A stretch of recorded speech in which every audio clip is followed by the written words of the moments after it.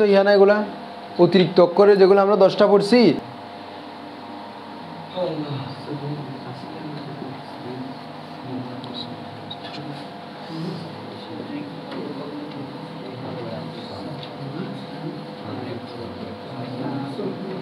কয়টা হয়েছে 2 4 5 6 সহি আস্ত মিসাল আস্ত মুযাফ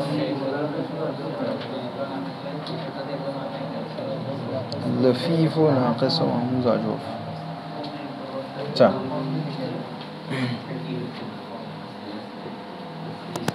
দেখেন বইয়ে এখানে বই একরকম করে লিখছে আমরা প্রথমে একরকম করে পড়াবো এরপর বইয়েরটা ক্লিয়ার করব এই হাফতা আকসাম চেনার জন্য আপনাকে মূলত জানতে হবে হুরুফে আসলিয়া প্রথমত আপনাকে একটা শব্দের হুরুফে আসলিয়া বের করতে হবে কি করতে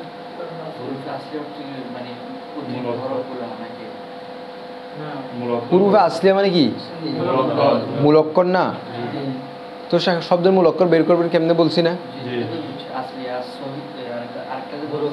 হুরুফে সহিহা এই দুইটা টপিক ভিন্ন ভিন্ন একটাকে বলছি আমি হুরুফে সহিহা হুরুফে ইল্লত ওয়া আলিফ ইয়াকে হুরুফে ইল্লত বলে বাকি সবগুলোকে হুরুফে সহিহা বলে এটা এক আলোচনা আরেকটা হচ্ছে হুরুফে আসলিয়া হুরুফে জায়দা এটা আরেক আলোচনা দুটোটা ভিন্ন ভিন্ন আলোচনা হুরুফে আসলিয়া জায়দা এটার আলোচনা তো বলছি যে শব্দের মূলে যে অক্ষরগুলো মূল থাকবে শব্দের মাদ্দার মধ্যে যে অক্ষরগুলো মূল থাকবে সেগুলোকে বলা হুরুফে আসলিয়া আর যেগুলা ওগুলোর বাইরে থাকবে অর্থাৎ ফাইল নামের বিপরীতে যেগুলো থাকবে না সেগুলোকে বলছি জায়দা এরপর আমরা বলছি হুরুফে সহিহা এবং ইল্লত এগুলো আবার মূল টুলের বিষয় নেই বাস হুরুফে ইল্লত হচ্ছে ওয়া আলিফ ইয়া হুরুফে সহিহা হচ্ছে এগুলো ছাড়া বাকি যা আছে সব এটার সাথে ওটার সম্পর্ক মিলাইয়েন না এবার আসেন একটা শব্দের মূল অক্ষরের মধ্যে কি বললাম ইয়ানি হুরুফে আসলিয়ার মধ্যে একটা শব্দ হুরুফে আসলিয়া কেমনে বের করবেন বলছি তো ফাইল নামের বিপরীতে মিলাবেন হুরুফে আসলিয়ার মধ্যে যদি হুরুফে আসলিয়ার মধ্যে যদি মাহমুজ এটার মূল বিষয় হচ্ছে হামজা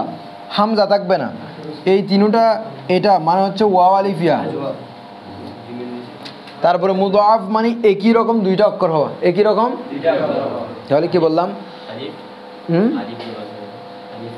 ওয়া আলিফ ইয়া ওয়া আলিফ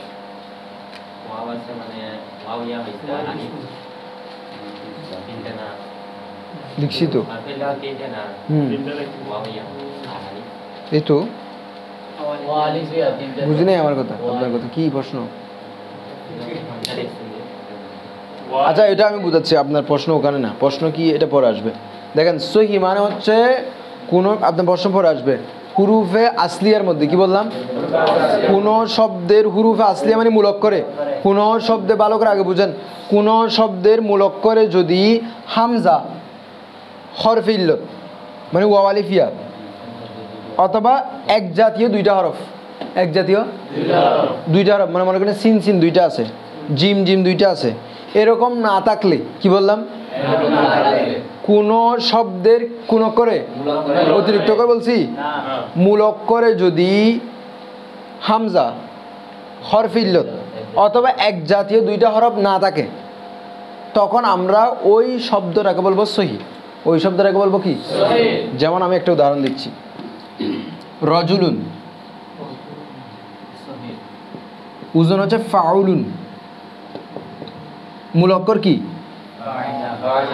মূল অক্ষর বল ফাইন রজিম লাম এটার সাথে মিলাইতে বলতেছি এখানে মূল অক্ষর কি রজিম এই মূল অক্ষর গুলাতে হামজা আছে হরফে ইল্লত আছে এক জাতীয় দুইটা হরফ আছে তাহলে কোন শব্দের মধ্যে যদি হামজা হরফে ইল্লত এবং এক জাতীয় দুই হরফ না থাকে বা এক জাতীয় দুই হরফ থেকে শব্দটা মুক্ত থাকে তখন আমরা ওই শব্দকে বলবো কি সহি বুঝছেন কথাটা এখন সহি কাকে বলবো ওটা শিখতেছি আগে আমরা বাকিগুলো আসতেছে পরে কোন শব্দের মূল অক্ষরে আবার বলতেছি মূল অক্ষরে কোন শব্দের মূল অক্ষরে যদি হামজা হরফে ইল্লত এবং এক জাতীয় দুইটা হরফ না থাকে তখন আমরা ওই শব্দটাকে কি বলবো মানে কালেমাটা সহি কালেমাটা কি সহি কালেমা ঠিক আছে এবার আসেন কোন শব্দের মূল অক্ষরে যদি হামজা থাকে কোন শব্দের মূল অক্ষরে যদি তখন আমরা সেটাকে বলবো মাহমুজ তখন আমরা সেটাকে কি বলবো যেমন লিখলাম সাআলা সাআলা মূল অক্ষরে হামজা আছে কিনা ফাআলা রুজুনে দেখেন ফাআলা মিলতেছে না বরাবর তো মূল অক্ষর সিন হামজা লাম আবার এটা তো ফেল দেখাইলাম, এটা ফেল না, সালাটা ফেল। আর একটা ইসিম দেখেন, মনে করেন লিখলাম আমরুন, এটা হচ্ছে ফাআলুনের ওজনে, কিসের ওজনে? মুলক্কার হামজা আছে কিনা? তাহলে এই শব্দটাকে আমরা কি বলবো? মাহমুজ। শব্দটাকে আমরা কি বলবো? মাহমুজ। তাহলে কোন শব্দের মুলক্করে যদি হামজা থাকে তখন আমরা শব্দটাকে বলবো মাহমুজ। কোন শব্দের মুলক্করে হামজা থাকলে তখন আমরা বলবো সেটাকে মাহমুজ। এরপর আসেন, আচ্ছা এই যে সাআলা, এটাতে সিনকে কোন কালিমা বলে? হামজাকে কোন কালিমা বলে? লামকে কোন কালিমা বলে? লাম কালিমা। এটা তো ওই দিন বলছিলাম যে ফার বিপরীতে যেটা আসবে সেটাকে বলবে ফা কালিমা, আইনের বিপরীতে যেটা আসবে সেটাকে বলবো আইন কালিমা, লামের বিপরীতে যেটা আসবে সেটাকে বলবো লাম কালিমা। এবার আসেন এখান থেকে একটা জিনিস বের করি, যদি হামজাটা যদি ফা কালিমায় হয়, কি কালিমায়? তখন এটাকে বলবো মাহমুজে ফা। হামজাটা যদি আইন কালিমায় হয় তখন এটাকে বলা হবে মাহমুজে আইন। হামজাটা যদি লাম কালিমায় হয় তখন এটাকে বলা হবে মাহমুজে লাম। যেমন একটা উদাহরণ দেখেন, সাআলা সরি আখদা ফা কালিমা, সাআলা আইন কালিমা, তারপরে হচ্ছে করআ লাম কালিমা। এগুলো এটা হচ্ছে ফাআলা, সাআলা, করআ, সবগুলোতে এখানে যা আছে সব মুলক্কর। মুলক্কর কয়টা? তাহলে কি হবে? এটা সুলাসি। মুজাররদ না মজিদ ফি? অতিরিক্ত অক্ষর আছে নাই। তাহলে যেহেতু ফা কালিমাই আছে তাহলে আমরা এটাকে কি বলবো? এটা যেহেতু হামজাটা আইন কালিমা আছে তাহলে কি বলবো? এটা যেহেতু লাম কালিমা আছে তখন কি বলবো? গেল।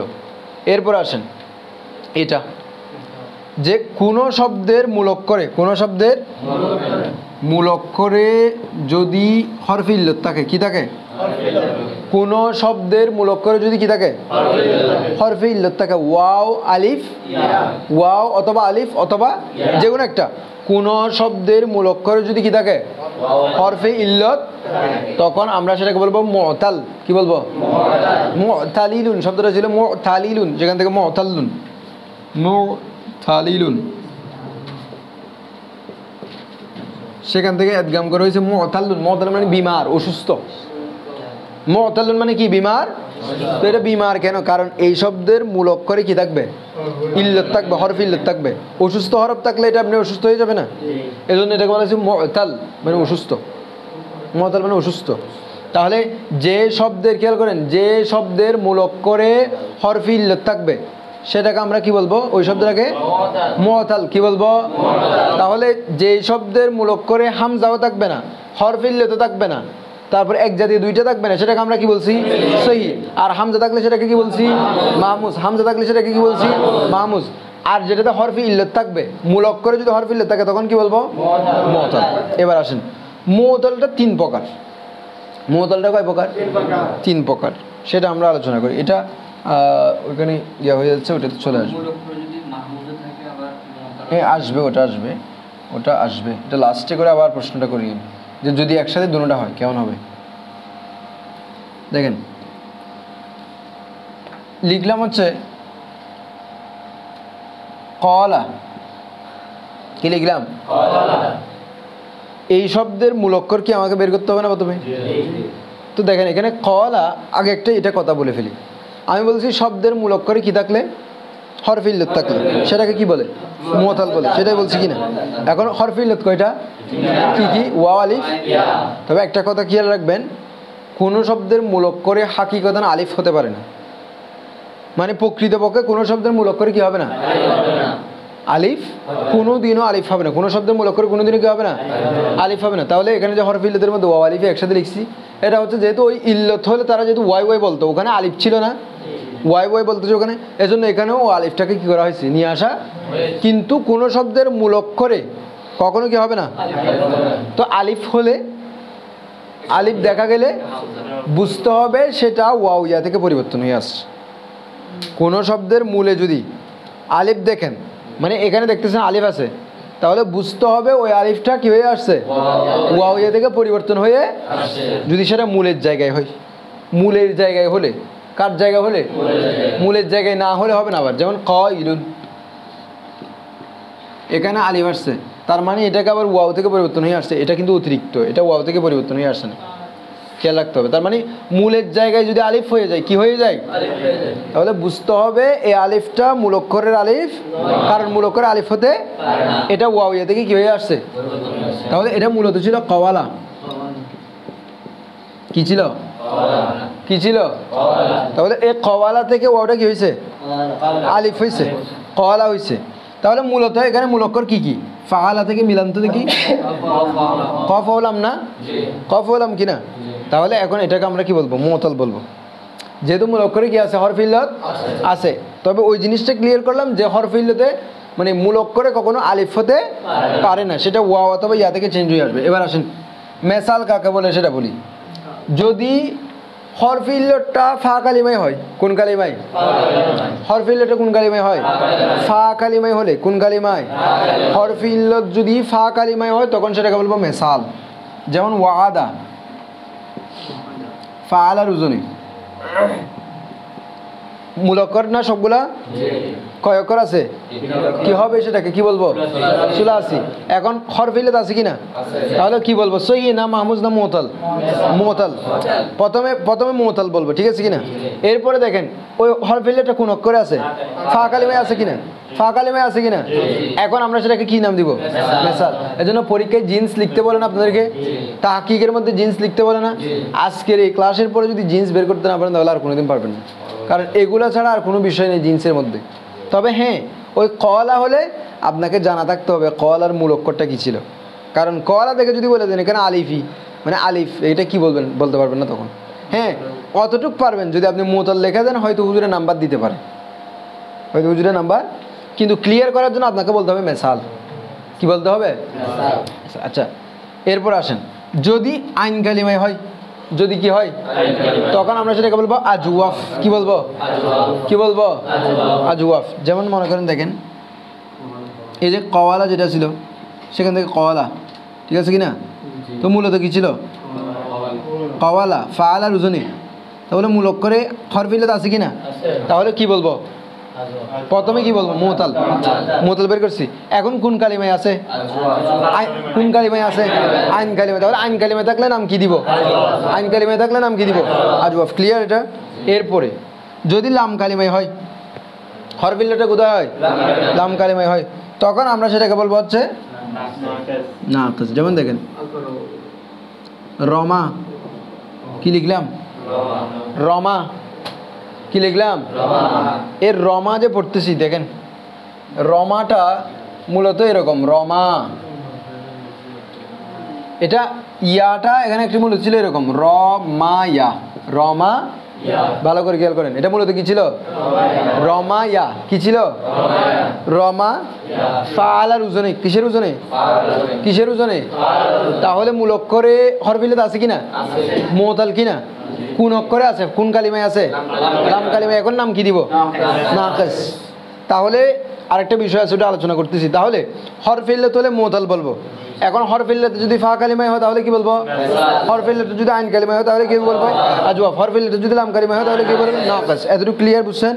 এবার আসেন এই যে রমাটা লিখলাম, লাস্টে ইয়া ছিল। কি ছিল?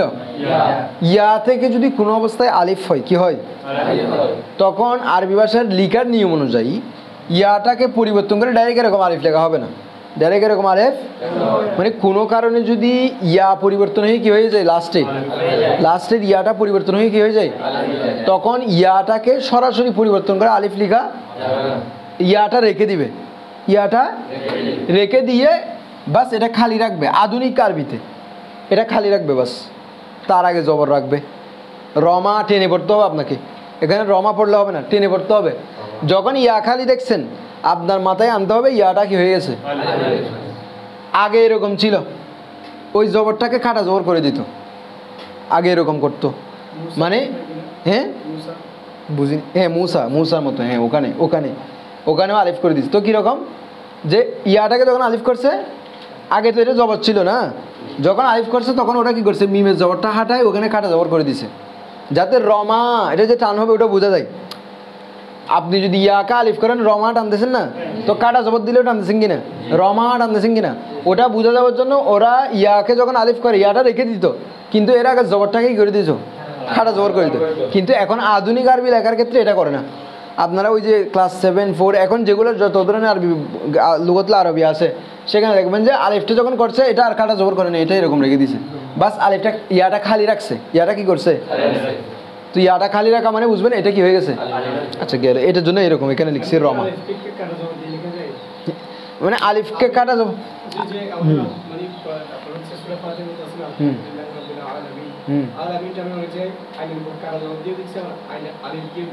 না ওইরকম পারা যাবে না, কিন্তু আলিফকে যে সব সময় কাটা জবর দিয়ে লেখা যায় এটাও শুদ্ধ না।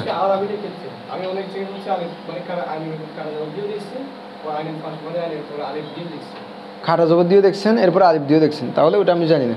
তবে এটা ওজনগতভাবে মিলবে না, হয়তো এখন খত অনুযায়ী হতে পারে। এটা আমি কেন বলছি, কারণ হচ্ছে আলামিন শব্দটা আলামিনের ক্ষেত্রে মিলতে পারে, কিন্তু আমি বলি যেমন আলিমুন এই শব্দকে কোনো জায়গায় এরকম লেখা থাকবে না, এরকম লেখা থাকবে না। তো কিছু জায়গায় আমার খেয়ালে হয়, মানে ওই আলিফটাকে ফেলে দিয়ে সরাসরি কাটা জবর করা, কিন্তু কিছু জায়গায় হবে না। যেমন এই জায়গায় লেখা যাবে না, এরকম করে লিখলে পুরো ওজন চেঞ্জ হয়ে যাবে শব্দের। তো এগুলো হয়তো ইসমে জামেদের মধ্যে পারা যাবে, আলমটা ইসমে জামেদ, ওগুলোতে পারলে পারতে পারেন, কিন্তু মূল বিষয়টা হচ্ছে এই জায়গায় যেখানে চেঞ্জ করবেন সেখানে লাস্টে গিয়ে আসেন।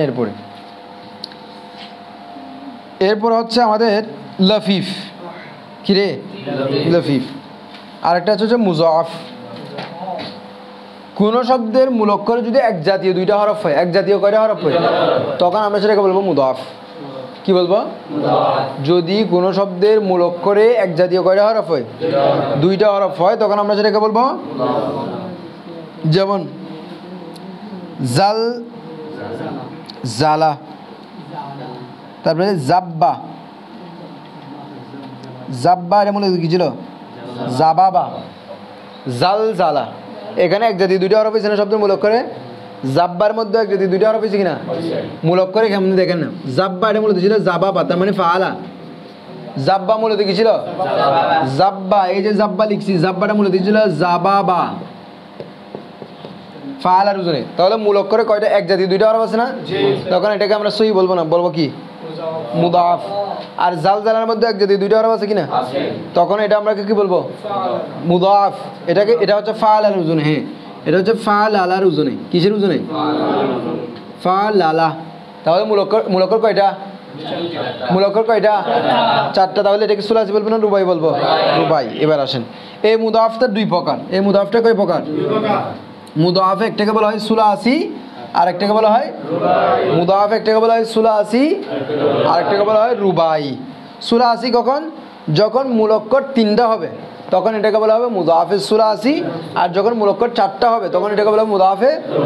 বইয়ের মধ্যে অনেক জায়গা আছে যে প্রথম লাম কালিমা, সরি আইন কালিমা এবং লাম কালিমা হওয়া, প্রথম ফা কালিমা এবং প্রথম লাম কালিমা এবং আইন কালিমা এবং দ্বিতীয় লাম কালিমা, এরকম করে লিখবে, ওটা বলার দরকার নাই।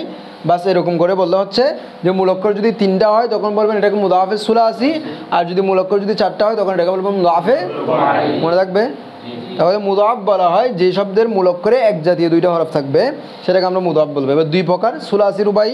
যদি মূল অক্ষর তিনটা হয় তাহলে বলবো সুলাসি, মুদাফে সুলাসি, আর যদি মূল অক্ষর চারটা হয় তাহলে বলবো মুদাফে রুবাই। এরপর আসে, হ্যাঁ সুলাসির মধ্যে দুইটা একরকম আসবে আর কি, তিনটা তো একরকম আসবে না, দুইটা একরকম আসবে। সুলাসির মধ্যে তিন অক্ষর থাকবে, তো সেখান থেকে দুইটা একরকম আসবে। আর রুবাইয়ের মধ্যে দুইটা দুইটা করে আসবে, এরকম না, তিনটা হবে না, এরকম শব্দ আমি কোনোদিন দেখিনি একসাথে তিনটা হরফ। হ্যাঁ,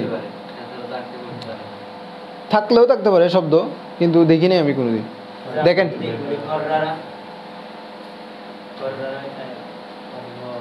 তাকরির, কাররারা ইউকাররিরু, না ওখানে মূল অক্ষর হচ্ছে শুধু কফ র র, এখানে একটা র মূল অক্ষর না, একটা র অতিরিক্ত। কাররারা যেটা বলছেন উনি বলছে, বুঝছেন, কাররারা দেখেন, এখন উনি বলতেছে এখানে তো কয়টা, তিনটা হয়ে গেছে, কিন্তু মূল অক্ষর কয়টা এখানে, এটা বের করতে হবে। এটা মূলত হচ্ছে যে ফাআলা, কোন জনের ফাআলা, এখানে একটা আইন অতিরিক্ত, একটা আইন কি, এখানে একটা আইন অতিরিক্ত। আইন সবসময় থাকলে যে মূল অক্ষর হবে এরকম লাজিমি না, সামনে আসবে, এই জন্য এগুলো এখানে বলতেছি না। খাররারা এখানে একটা আইন মূল, একটা আইন অতিরিক্ত। তাহলে এখানে র একটা মূল আর একটা অতিরিক্ত, তাহলে কফ র র তিনটা অক্ষর। কার কারার, তো এটাও মুদাফে সুলাসি কি হবে? এবার আসেন, এই যে মুতাল আছে, এটা বলতেছি তো, এই যে মুতাল বলছি না, মূল অক্ষর হলে সেটাকে কি বলে? মুতাল বলে। সেটা কিন্তু দুই ভাগ হয়। কয় ভাগ হয়? যেমন দেখেন, আমরা তো এমনি ওইরকম করে ফেলছি, কিন্তু এটাকে এইভাবে করা হয়। মুতাল বায়েক হরফ, বায়েক হারফ, মুতাল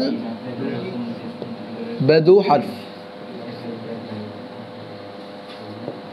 মুতাল বায়েক হারফ, মুতাল বেদু হারফ, মুতাল বায়েক হারফ, মুতাল বেদু হারফ। মুতাল বায়েক হারফ মানে এক হরফে ইল্লাত দিয়ে মুতাল হইছে, এক হরফে ইল্লাত দিয়ে। আর মুতাল বেদু হারফ মানে দুই হরফ দিয়ে কি হয়েছে? মুতাল হয়েছে। দুই হরফে ইল্লাত দিয়ে কি হয়েছে? কথা বুঝেন নাই মনে হয়। অর্থাৎ শব্দের মূল অক্ষরে যদি শুধু একটা হরফে ইল্লাত থাকে সেটাকে বলা হবে মুতাল বায়েক হারফ। কি বলা হবে? আর শব্দের মূল অক্ষরে যদি হরফ ইল্লাত কয়টা থাকে তখন সেটাকে বলা হবে মুতাল বেদু হারফ। তো মুতাল বায়েক হারফ যেটা, সেটার প্রকার হচ্ছে এগুলা তিনটা। মানে বায়েক হারফ হলে সেটা হয়তো মেসাল হবে, নয়তো আজওয়াফ হবে, নয়তো নাকেস হবে। বুঝছেন? বেদু হারফ হলে সেটাকে লফিফ বলে।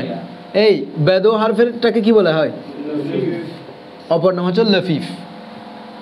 মুতাল বেদু হারফের অপর নাম কি? লফিফ। তো লফিফ মানে হচ্ছে যে শব্দের মূল অক্ষরে দুইটা হরফ ইল্লাত থাকবে সেটাকে আমরা কি বলবো? এক কথাই ওটাই, যে শব্দের মূল অক্ষরে দুইটা কি থাকবে সেটাকে আমরা কি বলবো? লফিফ। লাফুন মানে বটে ফেলা, লাফুন মানে কি করা? বটে ফেলা। তো এখান থেকে লফিফ, লফিফ মানে যেটাকে বলে, যেটা বটে গেছে, সেটা কি হয়ে গেছে? বটে গেছে। আচ্ছা, এগুলোর ওয়াজহে তাসমিয়া কালকে বর্ণনা করবো বা আরেক সময় বর্ণনা করবো। কেন মিসালকে মেসাল বলা হয়, আজওয়াফকে কেন আজওয়াফ বলা হয়, নাকাসকে কেন নাকাস বলা হয়, সহিকে কেন সহি বলা হয়, মামুজকে কেন মামুজ বলা হয়, মুদাফ এটাকে কেন মুদাফ বলা হয়, লফিফকে কেন লফিফ বলা হয়। বাস আপাতত নামটা মনে রাখবেন, মূল কায়দাটা মনে রাখেন। যদি কোনো শব্দের মূল অক্ষরে দুইটা কি হয় তখন আমরা সেটাকে কি বলবো? লফিফ বলবো। যেমন যেমন হচ্ছে ওয়ালিয়া, কি? ওয়ালিয়া ইয়ালি, ওয়ালিয়া ইয়ালি, মা এলি বলি না আমরা আরবিতে, এখানে মা এলি যা পরে আসতেছে ওয়ালিয়া ইয়ালি। এখানে এটা কয়টা মূল অক্ষর? কয়টা? দেখেন, ফাইলার ওজনে, কিসের ওজনে? ফাইলার ওজনে। তাহলে মূল অক্ষরে কয়টা হরফ ইল্লাত আছে? এখন এটাকে আমরা কি বলবো? লফিফ। না না, ওটা তো ঠিক আছে, ওটা আসতেছে। এখন আমরা আপাতত কি বলবো?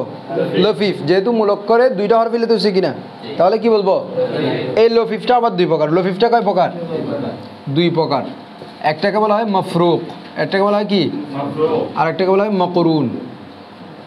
একটাকে বলা হয় লফিফে মফরুক, আর একটাকে বলা হয় লফিফে মফরুক মানে পৃথক, আর মকরুন মানে মিলিত। দুইটা হরফ ইল্লাত হবে বলছি কিনা লফিফে। একটাকে বলা হয় মফরুক, আর একটাকে বলা হয় কি? মফরুক। কখন বলা হয়? যখন হরফ ইল্লাত দুটোটা পৃথক পৃথক হয়। যেমন দেখেন, আমি লিখলাম হচ্ছে এটা, এটা লিখছি না, এ মূল অক্ষর হরফ ইল্লাত আছে কিনা?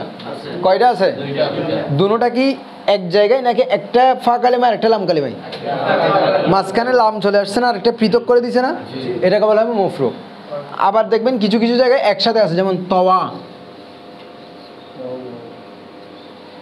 এটা এটা তওয়াইয়া ছিল মূলত ফাল আর উজনে। তাহলে মূল অক্ষরে কয়টা আছে হরফ ইল্লাত? দুইটা হরফ ইল্লাত আছে কিনা? লফিফ বলবো কিনা? লফিফ বলবো। এবার ওই হরফ ইল্লাত দুটোটা যে আছে এগুলো পাশাপাশি আছে কিনা, মিলিত আছে কিনা, মিলে মিলে আছে কিনা, এটাকে বলবো মকরুন। মকরুন মানে মিলিত। তাহলে একটা শব্দের মূল অক্ষরে যদি দুইটা হরফ ইল্লাত হয় তাহলে আমরা বলবো সেটাকে কি বলবো? লফিফ। এবার দেখবো যে ওই হরফ ইল্লাত দুটোটা কি পাশাপাশি আছে কিনা। যদি পাশাপাশি না থাকে তখন আমরা সেটাকে বলবো লফিফে মফরুক, আর যদি পাশাপাশি থাকে তখন আমরা বলবো লফিফে মাকরুন। বুঝছেন এখন বিষয়টা?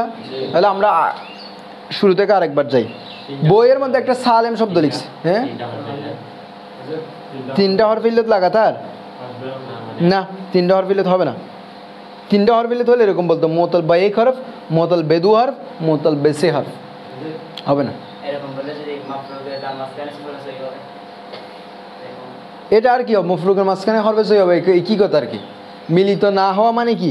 আমি বলতেছি দুইটা হরফ ইল্লত মিলিত হবে না, তো মিলিত না হওয়া মানে কি মাঝখানে অবশ্যই হরফ ইল্লত ছাড়া অন্য কিছু আনতে হবে, তিনটা হরফ ইল্লত আসবে না। আসলে তো অবশ্যই আরেকটা প্রকার কি বের করতো সরাববিদগণ, মুতাল বাসে হরফ বের করতো, নাই, তার মানে একসাথে তিনটা আসবে না, মূল অক্ষরে তিনটা আসবে না, তখন শব্দটা বেশি কঠিন হয়ে যাবে, কারণ এগুলো সাকিল হরফ। তারপর দেখেন এখানে একটু একটা সালেম লিখছে, ওটা কালকে আলোচনা করব। প্রথমে আমরা বলছি সহি, তাহলে এগুলা কি কি জানলে আমরা বুঝতে পারবো যে মূল অক্ষর হুরুফে আসলিয়া জানলে তখন আমরা বুঝতে পারবো এটা সহি না মাহমুজ না মেসাল না আজওয়াফ না মুজাফ, মুজাফে সুলাসি নাকি রুবাই, লফিফ মফরুক নাকি মকরুন, সেটা বের করতে পারবো যখন আমরা হুরুফে আসলিয়া বের করতে পারবো। গেল, তাহলে বললাম সহি বলা হয় যে শব্দের মূল অক্ষরে হামজা, হরফ ইল্লত এবং এক জাতীয় দুই হরফ থেকে কি থাকে মুক্ত, সেটাকে আমরা সহি বলবো। যে শব্দের মূল অক্ষরে হামজা থাকবে সেটাকে আমরা মাহমুজ বলবো। যে শব্দের মূল অক্ষরে হরফ ইল্লত থাকবে সেটাকে আমরা মুতাল বলবো। মুতাল দুই প্রকার, যদি একটা থাকে তাহলে সেটাকে বলবো মুতাল বায়েক হরফ, যদি দুইটা থাকে সেটাকে বলবো মুতাল বেদু হরফ। মুতাল বায়েক হরফটা আবার তিন প্রকার, মেসাল, আজওয়াফ, নাকিস। মেসাল বলবো যদি শব্দের মূল অক্ষরের ফা কালিমায় হরফ ইল্লত হয়, শব্দের মূল অক্ষরের ফা কালিমায়, তখন সেটাকে বলবো মেসাল। আর যদি লাম আইন কালিমায় হয় তখন সেটাকে বলবো আজওয়াফ, আর যদি লাম কালিমায় হয় তখন বলবো সেটাকে নাকিস। এরপরে মুতাল বেদু হরফ, দুই হরফ থাকবে, যে শব্দের মূল অক্ষর দুইটা হরফ ইল্লত সেটাকে বলবো আমরা মুতাল বেদু হরফ, অপর নাম হচ্ছে লফিফ। এবার লফিফের ক্ষেত্রে যদি হরফ ইল্লত দুটোটা পৃথক থাকে তখন আমরা বলবো লফিফে মফরুক, আর যদি হরফ ইল্লত দুটোটা মিলিত থাকে তখন বলবো লফিফে মকরুন। এরপর আসেন মুজাফ। মুজাফ কাকে বলে? যে শব্দের মূল অক্ষরে এক জাতীয় দুইটা হরফ থাকবে সেটাকে আমরা বলবো মুদাফ। মুদাফে দুই প্রকার, সুলাসি, রুবাই।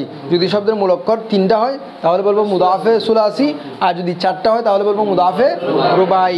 এবার আসেন এই যে মেসাল বলছি না, মেসাল বলছি যে শব্দের মূল অক্ষরের ফা কালিমায় কি হলে হরফ ইল্লত হলে। এখন হরফ ইল্লত কয়টা? ওয়া আলিফ ইয়া। আলিফ তো হবে না বলছিলাম, এটা তো কনফার্ম করে দিছি, বাকি আছে কি কি? ওয়াও ইয়া। ওয়াও থাকলে এটাকে বলবেন মেসালে ওয়াওই, আর যদি ইয়া থাকে তখন সেটাকে বলবেন মেসালে ইয়াই, ঠিক আছে? আর আজওয়াফের ক্ষেত্রেও যদি মাঝখানে মানে আইন কালিমায় হরফ ইল্লত থাকে বলছি না, তো আইন কালিমায় যদি হরফ ইল্লতটা ওয়াও হয় তাহলে আজওয়াফে ওয়াওই, আর যদি আইন কালিমায় হরফ ইল্লত ইয়া হয় তাহলে বলবেন আজওয়াফে ইয়াই। লাম কালিমায় হলে নাকিসে ওয়াওই, নাকিসে ইয়াই। বুঝছেন এখন? এগুলাকে আরেকটা নামে বলা হয়, এটাকে বলা হয় মুতালে ফা, এটাকে বলা হয় মুতালে আইন, এটাকে বলা হয় মুতালে লাম, এগুলোও নামে নামকরণ করা হয়। বুঝছেন? এতটুকু আজকের আলোচনা। ওয়াও এখানে তো মানে আকসামের পরিচয় যে কালিমার সাত প্রকার, মুআত্তাল কোথা থেকে আসলো? মুআত্তালটা কোথা থেকে আসলো? দেখেন এটাকে অনেকে অনেক ভাগে ভাগ করছে, আপনারা বইয়ে পড়বেন, অনেকে 4 ভাগ করছে, অনেকে 5 ভাগ করছে। মুতাল কোথা থেকে আসে নাই মূলত, অর্থাৎ এটা ইলমুসিগা অনুযায়ী, ইলমুসিগার মুসান্নেফে সহজতার জন্য ছাত্রদের মূলত 10 প্রকার হয়ে যায়। কয় প্রকার হয়ে যায়? যেমন লফিফ থেকে 2টা বের করছি না, তারপরে মুদাফ থেকে আরও 2টা আছে না, সব মিলে কয় প্রকার হয় আলাদা আলাদা করলে? 10 প্রকার। সহজতার জন্য উনি এরকম করে বের করছে। যারা আরও সহজ করতে চাইছে তারা এতগুলো বাদ দিয়ে বলছে সহি, মাহমুজ, মুতাল, মুজাফ, 4 প্রকার করে ফেলছে। তো মুতালটা মোট কথা হচ্ছে বাঘের ক্ষেত্রে ভিন্নতা। মুতাল আপনি এই যে এখানে আমি বাঘটা করছি, এই যে আলাদা করে বাঘটা করছি, এটাকে নাও করতে পারেন, আপনি সরাসরি এটাকে লিখে দিতে পারেন, এটা কোনো আলাদা বিষয় না। অর্থাৎ অনেকে বাঘটাকে কমাইছে, অনেকে বাঘটাকে করে নাই, অনেকে সরাসরি মেসাল আজওয়াব নাকিস বলে দিছে, অনেকে বলছে না আগে মুতাল বলবো এরপরে এখান থেকে বের করে করে মেসাল আজওয়াব লিখবো। তো উনি ওই মেসাল আজওয়াব এখানে লিখে দিছে নাকিস 3টা, আর লফিফেরটা দিকে নিয়ে আসছে। মোট কথা ঘুরে ফিরে এইগুলো আর কি। আপনি মুতাল বলেন, সেখান থেকে বের হয়েছে কোনগুলা?